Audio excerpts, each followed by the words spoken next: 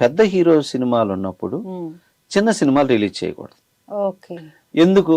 పెద్ద థియేటర్లో ఉన్న పెద్ద హీరోలకి ఇచ్చే ఇంపార్టెంట్ చిన్న వాళ్ళకి ఇవ్వరు కదా. ఇప్పుడు మహేష్ బాబు సినిమా రిలీజ్ అవుతుంటే, నా సినిమా రిలీజ్ అవుతుంటే మహేష్ బాబు దానికి వెళ్తాం అంటారు కదా. అవును సార్. First importance.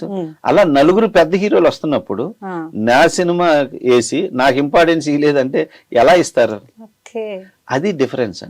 పెద్దవి ఉన్నప్పుడు కొంచెం మనం ఆగాలి, పెద్దవి లేనప్పుడు మనం చేసుకోవాలి. ఇది జరుగుతున్న విషయం అండి. ఇంకొకటి ఏంటంటే పెద్దవాళ్ళ మిస్టేక్ కూడా ఏముందంటే, మంచి టైం అంతా వాళ్లే రిలీజ్ చేస్తుంటారు. Sankranti very good.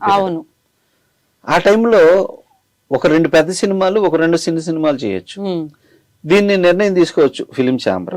ఇది చేయరు, అన్ని పెద్ద వేయాలి ఆ టైంలో, చిన్నోడు రాకూడదు. మళ్ళీ దసరా మళ్ళీ అన్ని పెద్దయ్యే, మళ్ళీ ఆగస్టు 15 అన్ని పెద్దయ్యే, సమ్మరు అన్ని పెద్దయ్యే.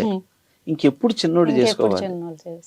చిన్నోళ్ళు కూడా బతకాలి, చిన్నోళ్ళని కూడా మనం ప్రోత్సహిస్తే కదా అని ఆ సమభావం ఫిలిం ఛాంబర్లో వాళ్ళు నిర్ణయాలు తీసుకొని కొన్ని చేస్తే బ్యాలెన్స్ అవుతాయండి అటు ఇటు.